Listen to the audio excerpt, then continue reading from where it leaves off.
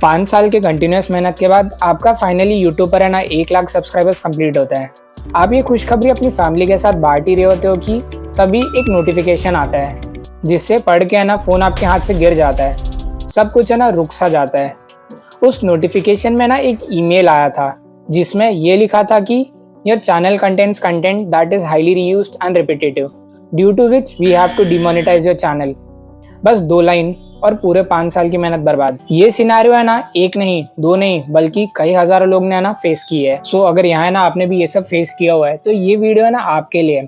लेकिन अगर आप एआई वीडियोस बनाते हो और अभी तक आप सेफ जोन में हो तो ये वीडियो है ना आपके लिए एक लाइफलाइन बन सकती है। तो चलिए शुरू करते हैं सबसे कंफ्यूजिंग पॉइंट से, दैट इज क्रिएटर्स के साथ एक्चुअली हो क्या रहा है। पिछले कुछ महीनों में ना यूट्यूब पर एक सुनामी आई है जो कि कोई छोटी मोटी नहीं बल्कि एक ऐसी सुनामी है जहां बड़े बड़े चैनल्स जिनके लाखों में सब्सक्राइबर्स होने के बाद भी ना उनका मोनेटाइजेशन एक झटके में डिसेबल हो गया है। पर इसका सबसे शॉकिंग बात तो ये है कि उन्हें ईमेल पर है ना कोई भी एक्सप्लेनेशन नहीं मिला, बस 2 शब्द लिखे थे, रीयूज्ड कंटेंट। जब मेरे साथ ये हुआ था ना तब मुझे तो समझ ही नहीं आ रहा था कि यार ये हो क्या रहा है।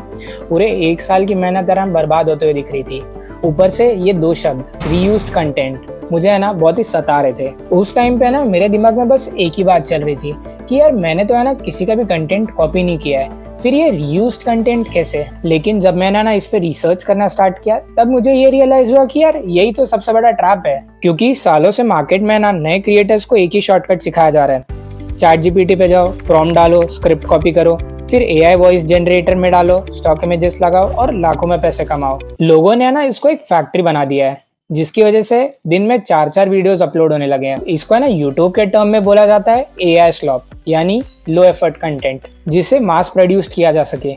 यहाँ ना यूट्यूब को एआई से कोई दुश्मनी नहीं है, उसकी दुश्मनी बस इस लेजी एटीट्यूड से है, क्योंकि जब हर दूसरा चैनल एक ही तरीके का स्क्रिप्ट और एक ही रोबोटिक आवाज यूज करेगा तो यूट्यूब के एडवर्टाइजर है ना वहां से भागेंगे, और जब एडवर्टाइजर भागेंगे तब यूट्यूब है ना आपको भगाना शुरू कर देगा।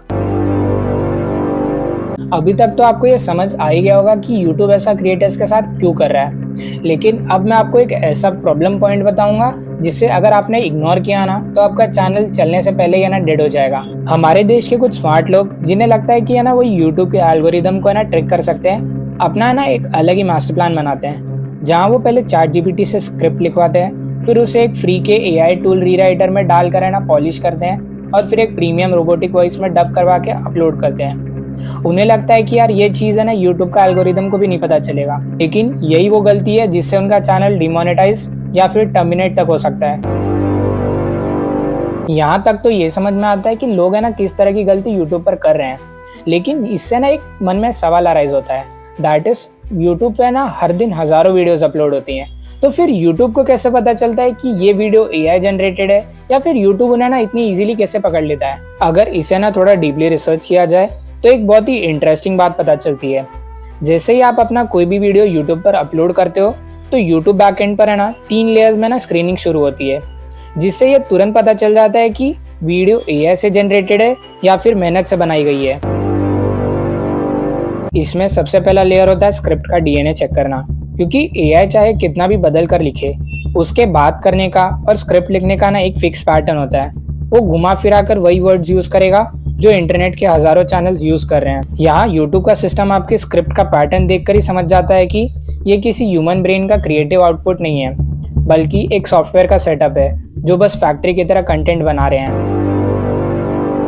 दूसरी लेयर जितनी टेक्निकल है उसे समझना उतना जरूरी भी है। इसमें ना हिडन मेटा डेटा जैसे C2PA या कंटेंट क्रेडेंशियल्स कहा जाता है इन्वॉल्व होती है। सिंपल वर्ड्स में इसको आप एक डिजिटल बर्थ सर्टिफिकेट की तरह सोच सकते हो, जो कुछ एआई टूल्स अपनी फाइल के अंदर छुपा के अटैच कर देते हैं।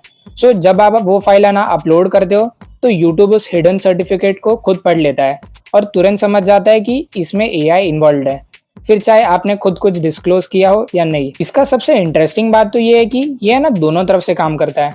मतलब अगर आपने रियल कैमरा से शूट किया है जिसमें मेटा डेटा है तो यूट्यूब उल्टा ये भी दिखा सकता है कि कैप्चर्ड विद अ कैमरा, मतलब आपका रियल फुटेज का प्रूफ मिल जाता है कि वो जेन्युइन है। अब है ना बात करते हैं वो तीसरे लेयर की, जो कि है ना बहुत ही ज्यादा इंपॉर्टेंट है, लेकिन फिर भी है ना लोग उसे इग्नोर करते हैं। आज के टाइम पे ना यूट्यूब अब सिर्फ एक वीडियो को ना अलग से नहीं देखता, बल्कि वो पूरे चैनल का पैटर्न को है ना एज अ होल इवैल्यूएट करता है।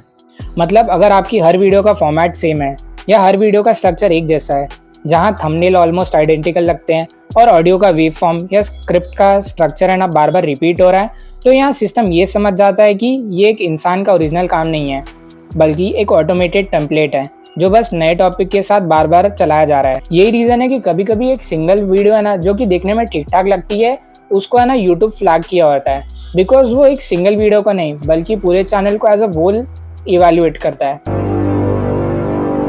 अब तक तो आपको ये समझ आ ही गया होगा कि YouTube के पास है ना कोई फिल्टर नहीं है, बल्कि वो आपका स्क्रिप्ट, मेटाडेटा या फिर चैनल का ओवरऑल पैटर्न देख के ना ट्रैप क्रिएट करता है, जिससे कोई भी क्रिएटर है ना बच नहीं सकता। लेकिन ये सब के बीच से ना एक और सवाल अराइज होता है, क्या इसका मतलब हम AI यूज़ करना छोड़ दें? बिल्कुल नहीं। AI ना एक बहुत ही पावरफुल टूल है, पर आपको है ना सिर्फ उसकी उंगलियां पकड़नी है, ना कि उसको अपना मास्टर बनाना है। बिकॉज अगर आप यूट्यूब पर है ना नोटिस करोगे कि जो बड़े और समझदार क्रिएटर्स है ना, उन्होंने इस एल्गोरिदम को बाईपास करने का ना 3 सक्सेसफुल तरीके निकाले हैं, जिसमें से सबसे पहले को कहा जाता है 70-30 रूल। अगर इसको है ना सिंपल वर्ड्स में समझोगे तो जो 30% है उसके लिए AI का यूज करो, जैसे आइडियाज लेने के लिए, डेटा रिसर्च के लिए या एक बेसिक आउटलाइन बनाने के लिए। But important point is copy paste करना बंद करो। एंड जो बचा 70% है, उस काम के लिए आप ह्यूमन ब्रेन का यूज करो, जैसे स्क्रिप्ट को AI से उठाओ, उसमें अपनी लोकल वर्ड्स या स्लैंग ऐड करो, या फिर आप उसमें ना एग्जाम्पल्स भी ऐड कर सकते हो। बिकॉज जब भी आप उसमें अपना यूनिक बोलने का स्टाइल डालते हो तो यूट्यूब का इंजन आपकी स्क्रिप्ट को DNA पकड़ नहीं पाता है। बात करें दूसरे और सबसे बड़े काउंटर स्टेप की, तो उसे कहा जाता है विजुअल मैट्रिक्स ऑल्टरेशन। अगर इसको सिंपल वर्ड्स में समझाऊं तो अगर आप अपनी वीडियो में ना AI जनरेटेड विजुअल्स यूज कर रहे हो तो उसे वैसे का वैसा ही मत छोड़ दो। आप उसके हर 5 से 10 सेकेंड में वीडियो के फ्रेम के साथ है ना कुछ चेंजेस करो, जैसे कहीं पर हल्का सा जूम इन कर दिया या फिर कहीं पर टेक्स्ट डाल दिया।